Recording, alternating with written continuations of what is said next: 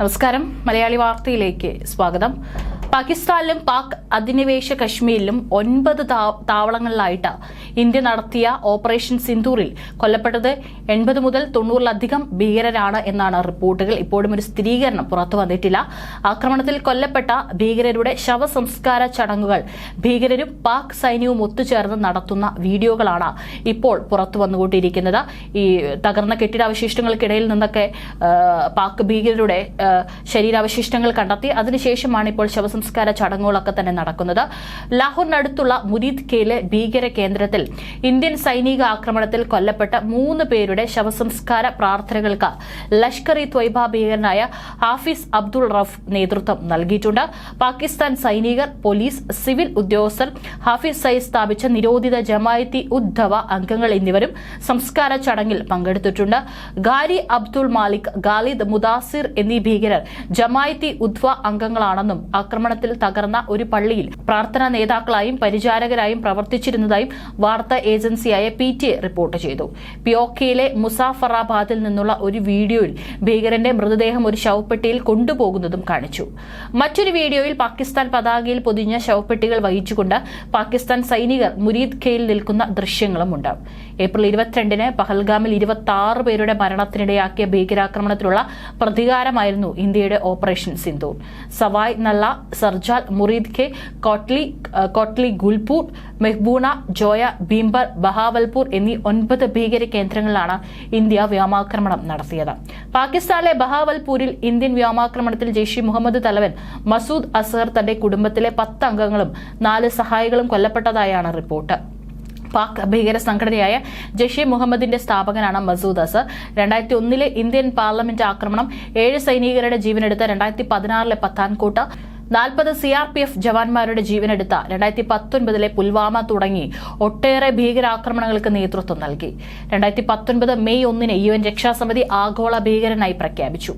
1968-ൽ പാക് പഞ്ചാബിലെ ബഹാവൽപൂരിലായിരുന്നു ജനനം. സോവിയറ്റ് അഫ്ഗാൻ യുദ്ധത്തിൽ സജീവമായിരുന്ന ഭീകര സംഘടനയായ ഹർക്കത്തുൽ അൻസാറിലൂടെയായിരുന്നു തുടക്കം. 1998-ൽ സംഘടനയുടെ ജനറൽ സെക്രട്ടറിയായി. കശ്മീരിൽ ഭീകരവാദ പ്രവർത്തനം നടത്താൻ ഹർക്കത്തുലിന്റെ പിന്തുണയുണ്ടെന്ന് 1998-ൽ US രഹസ്യാന്വേഷണ ഏജൻസിയായ CIA കണ്ടെത്തി. പാർലമെന്റ് ആക്രമണവുമായി ബന്ധപ്പെട്ട് 2001-ൽ ഇന്ത്യയുടെ ആവശ്യപ്രകാരം അസറിന്റെ പാകിസ്ഥാൻ അറസ്റ്റ് ചെയ്തെങ്കിലും 1 വർഷത്തിന് ശേഷം വിട്ടയച്ചു. ബഹാവൽപൂരിൽ കഴിയുന്നെന്നാണ് കരുതുന്നത്. വൃക്ക പ്രശ്നത്തെ തുടർന്ന് റാവൽപിണ്ടിയിലെ സൈനിക ആശുപത്രിയിൽ ഡയാലിസിസിലാണെന്ന റിപ്പോർട്ടുമുണ്ടായിരുന്നു. 1999 ഡിസംബർ 24-ന് കാഠ്മണ്ഡുവിൽ നിന്ന് ഡൽഹിയിലേക്ക് 150-ലേറെ യാത്രക്കാരുമായി വരികയായിരുന്ന ഇന്ത്യൻ എയർലൈൻസിന്റെ IC-814 വിമാനം ഭീകരർ റാഞ്ചി, അഫ്ഗാനിസ്ഥാനിലെ കാണ്ഡഹാറിൽ ഇറക്കി. ഇന്ത്യൻ ജയിലിൽ കഴിയുന്ന മസൂദ് അസർ, അഹമ്മദ് ഒമർ സയ്യിദ് ഷെയ്ഖ്, മുഷ്താഖ് അഹമ്മദ് സർഗാർ എന്നീ ഭീകരരുടെ മോചനമായിരുന്നു അസറിന്റെ സഹോദരൻ ഇബ്രാഹിം അത്തറിന്റെ നേതൃത്വത്തിലുള്ള ഭീകരരുടെ ലക്ഷ്യം. 7 ദിവസത്തെ സന്ധി സംഭാഷണങ്ങൾക്ക് ശേഷം ബന്ദികളെ വിട്ടയക്കുന്നതിന് പകരമായി 3 പേരെയും ഇന്ത്യ മോചിപ്പിച്ചു. അസറിനെ താലിബാന് കൈമാറി. ഭീകര പ്രവർത്തനങ്ങളുടെ പേരിൽ 1994-ലാണ് ശ്രീനഗറിൽ നിന്ന് അസർ അറസ്റ്റിലായത്.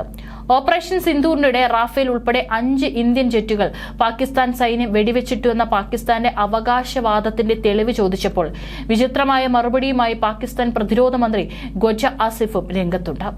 സോഷ്യൽ മീഡിയ റിപ്പോർട്ടുകളാണ് ഈ അവകാശവാദത്തിന് ആധാരമെന്നായിരുന്നു ഖ്വജ ആസിഫ് പറഞ്ഞത്. CNN നൽകിയ അഭിമുഖത്തിനിടെയായിരുന്നു അദ്ദേഹത്തിന്റെ പ്രതികരണം. 3 റഫേൽ ജെറ്റുകൾ ഉൾപ്പെടെ ഇന്ത്യയുടെ 5 യുദ്ധവിമാനങ്ങൾ തകർത്തതായാണ് പാകിസ്ഥാൻ അവകാശവാദം. 3 റാഫേൽ ജെറ്റുകൾ, ഒരു Su-30, ഒരു MiG-29 എന്നീ വിമാനങ്ങൾ തകർത്തു എന്നാണ് പാകിസ്ഥാൻ പറയുന്നത്.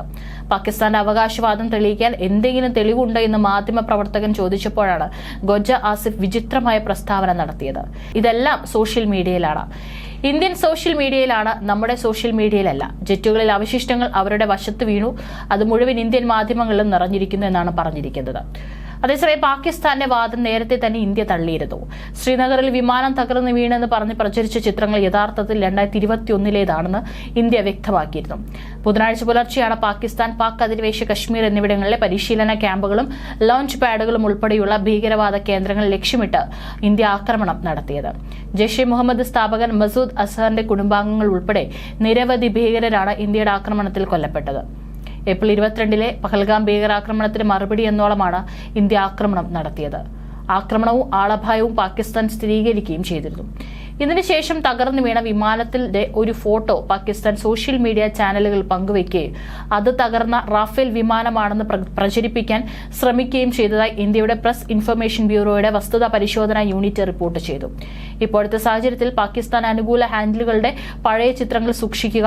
ഓപ്പറേഷൻ സിന്ദൂറിനിടെ ബഹാവൽപൂരിന് സമീപം പാകിസ്ഥാൻ അടുത്തിടെ ഒരു ഇന്ത്യൻ റാഫേൽ ജെറ്റ് വെടിവെച്ചിട്ടുവെന്ന് അവകാശവാദത്തോടെ തകർന്ന വിമാനത്തിന്റെ ഒരു പഴയ ചിത്രം പ്രചരിക്കുന്നുണ്ട്. 2021 പഞ്ചാബിലെ മോക്ക ജില്ലയിൽ തകർന്നു വീണ ഒരു MiG-21 യുദ്ധവിമാനത്തിന്റേതാണ് ഈ ചിത്രമെന്നും പ്രസ് ഇൻഫർമേഷൻ ബ്യൂറോ വ്യക്തമാക്കി. അതിനിടെ ഇന്ത്യയുമായുള്ള ഒരു പൂർണ്ണമായ യുദ്ധം ഒഴിവാക്കാൻ പാകിസ്ഥാൻ ശ്രമിക്കുകയാണെന്ന് പിന്നീട് ആസിഫ് പറഞ്ഞു. ഈ സംഘർഷം ഒരു പൂർണ്ണമായ യുദ്ധമായി വികസിപ്പിക്കാനുള്ള സാധ്യതയുണ്ട്. അത് ഒഴിവാക്കാൻ തങ്ങൾ ശ്രമിക്കുകയാണെന്നും ആസിഫ് പറഞ്ഞു. എന്നാൽ ബുധനാഴ്ച പുലർച്ചെ നടന്ന ആക്രമണം വ്യക്തമായ ലംഘനമായിരുന്നുവെന്നും സംഘർഷം വികസിപ്പിക്കാനും മേഖലയെ അപകടകരമായ ഒന്നാക്കി മാറ്റാനുമുള്ള ക്ഷണമായിരുന്നുവെന്നും അദ്ദേഹം പറഞ്ഞിട്ടുണ്ട്. ഏതായാലും വലിയ രീതിയിലുള്ള സുരക്ഷയാണ് അതിർത്തി മേഖലകളിലൊക്കെ തന്നെ ഇന്ത്യ നടത്തിക്കൊണ്ടിരിക്കുന്നത്. പാകിസ്ഥാൻ തിരിച്ചടിക്കുമെന്നുള്ള സൂചന നൽകിയതുകൊണ്ട് തന്നെയാണ് ഇന്ത്യ സുരക്ഷ ഇരട്ടിയിലധികമാക്കിയിരിക്കുന്നത്.